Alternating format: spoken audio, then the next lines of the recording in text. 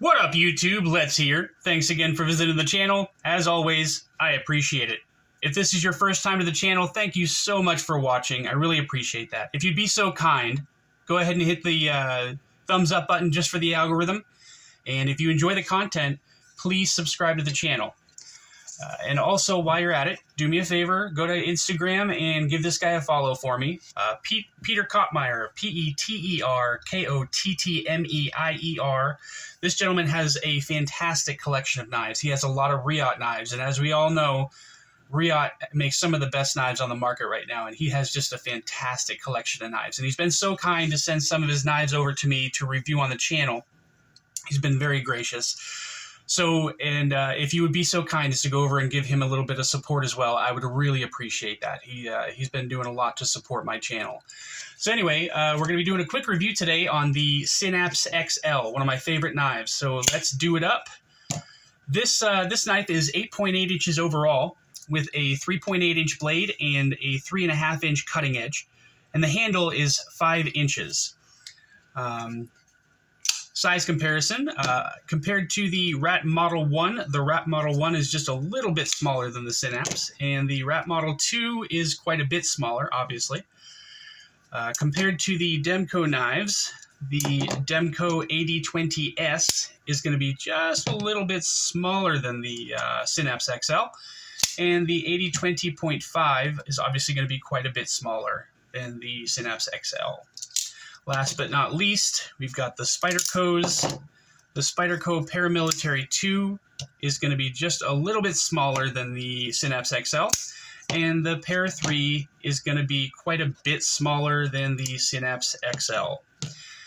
Carry profile, get these guys closed. As you can see, the Synapse XL is just a little bit longer than the Paramilitary 2, quite a bit longer than the Para 3. Thickness compared to the Para 3. The Synapse XL is a little bit thicker than the Para 3. As far as height is concerned, the Synapse XL is nowhere near as tall as the Para 3. Let's get a blade stock thickness on this guy. Can I get a thickness? Sorry, guys. I love saying that, so you're going to hear it a lot, unfortunately. All right, let's see here. 153 thousandths on the nose. Perfect. Let's get a quick weight on this guy. See if I can do this without effing up the scale again. Hey, it turned on. Look at that. Okay.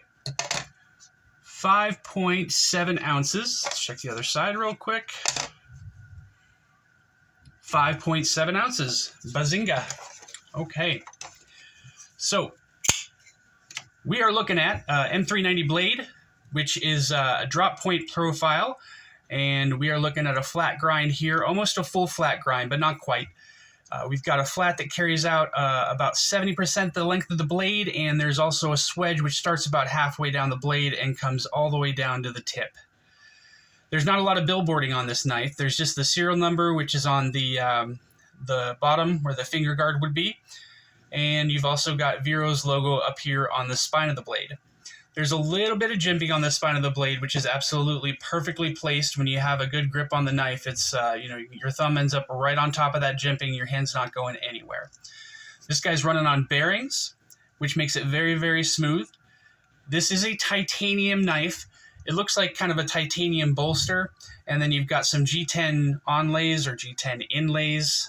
Depends on how you want to call that. And there is no internal milling on this guy for weight saving whatsoever. The hardware on this guy, the pivot and everything else on this guy on the outside anyway, are T8 screws. It's got a milled titanium pocket clip, which may or may not have a T6 screw on the inside. I don't know. I'm not going to take this knife apart to find out. And we've also got a titanium backspacer here, and there is no hole drilled or milled for a lanyard hole. Sorry, lanyard guys out there. I apologize. The area here where you normally see a little bit of milling down further to give you access to the lock bar, you're not going to see that, but the handle is wide enough to where you can get your thumb in there, and there's a little bit of scalloping here to give you access to that lock bar and make it very, very easy to disengage. There is no lock stick on this guy whatsoever. and the lock bar tension is such that it makes it very, very easy to disengage this knife. The lock bar tension is not too bad at all. It's a very comfortable knife as well. You can choke up on it a little bit if you want to. You can choke back on it a little bit if you want to, although I don't know if you'd want to do any light chopping or anything with this knife. It seems like too nice of a knife to do that with, but that's just my opinion. Everybody has their own preference as to what they want to do with their knives. You've got a large sharpening choil here. Some people would call that a forward finger choil, but for me it's a little bit too small to call that a forward finger choil. I don't feel safe enough putting my finger up here. I feel like I'd run up on the blade. So you may or may not want to do that depending on how small your fingers are. You can use the flipper tab to open this guy, or you can use this milled out pocket in the back. On the Vero Axon, it's got the milled out pocket on both sides. But somebody asked Joseph Vero on Instagram one day, why he didn't have the pockets on both sides on the Synapse. And he said just the way the knife is shaped and everything, he said he found that it was a little bit too awkward or a little bit too difficult to use the thumb flip to open this guy with the pocket on the show side. So that's why he only used the pocket on the lock side of the knife. Another thing that I didn't know about this knife until I actually got it in hand and started playing with it for a while is that you can front flip this guy. I don't know if anybody else knew that, but I sure as hell didn't. But you guys know me and front flipping. I'm not good at it at all. But for one reason or another, this knife is very easy to front flip. Normally you've got some steel like moving up a little bit past the pivot, which makes it a little bit easier to use it as a front flipper. This knife doesn't have that, but yet it's still very, very easy to front flip. I can do it all day long with no problem whatsoever. The jimping is such that it's not too aggressive and it's not too fine. You can get a hold of it just right and just go ahead and front flip this thing all day if you want to. So if that's news to you guys, you're welcome. All right, what else can I say here? So I already talked about the screws, this titanium bolster bearings, blah, blah, blah. I talked about the action. It's very, very smooth. The D10 is set up perfectly so that you don't have to work too hard to get the blade to come out. But at the same time, it's not just going to come out on its own. You can shake this guy all day long, and it's not going to engage by itself, which is great. The lockup is fantastic. It's kind of hard to see with the blade open like this, but when you close it, you can see where the lock bar meets up with the lock face there. It's about 45 to 50%, and that locks up just perfectly. No problem whatsoever. I've never had any problems with the knife failing. There's no lock stick at all. It's fantastic. There is no blade play on this guy, left, right, up, or down. And it is, double check, I don't want to lie to you, it is perfectly centered. There you go. You can see that right there. Again, the blade steel is M390, and we've talked about this a dozen times. M390 is the most popular blade steel used in the knife community today, and that's because it's a very well-rounded steel. It's got great edge retention, great corrosion resistance, great toughness.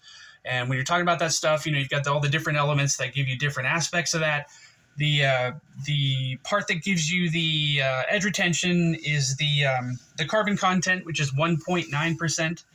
The corrosion resistance is provided by the chromium, which is 20%. So at 12% is when steel becomes stainless.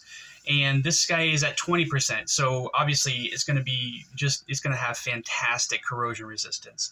As far as toughness goes, that's the vanadium and the molybdenum, which are respectively at 4 and 1%. And the way they make this steel, let me see if I can remember. It's got the amount of chromium and high vanadium content provide outstanding corrosion resistance, but the CPM process results in a more uniform distribution of the carbides, I think is what it's called. So that makes it, a lot tougher than normal blade steels. So that's why M390 is so popular these days, is because it's just all around very, very well-rounded steel. This guy comes in starting at $345 and goes up from there. It's got a bunch of different variants. You've got different handle materials, different coatings, different finishes, different grinds. You've got belt satin, you've got hand satin. And I think they also do a stone wash as well. When they come out with these guys tomorrow, they're also going to have a different handle material. They got end-cut carbon fiber, which is gorgeous, absolutely beautiful. They're also going to be selling it with a couple of different kits. You're going to have a zirconium kit, and you're going to have a Timascus kit, which is going to give you a backspacer and a pocket clip. And when I was looking at it, this has always been my favorite variant. The what do you call it? Belt satin with the red G10 handles. I don't know why. That's just always been my favorite variant. I think it's gorgeous. I really love the way it looks.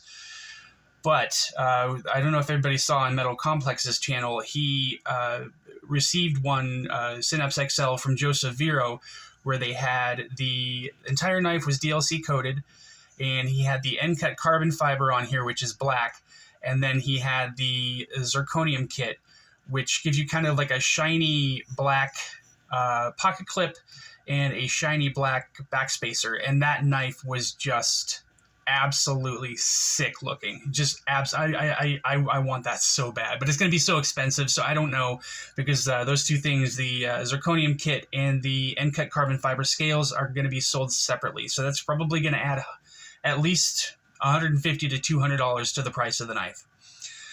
But again, this guy will be dropping tomorrow at around noon. So if you are interested in this knife at all, be on the site, be ready to go, get there early, set up your account to make it a little bit faster to get to checkout. And hopefully you'll be able to get a hold of one of these guys. I think that's it for tonight, guys. I hope you enjoyed the video. If you did, please like and subscribe. I'd really appreciate that. So stay up, y'all. Take it easy. Bye.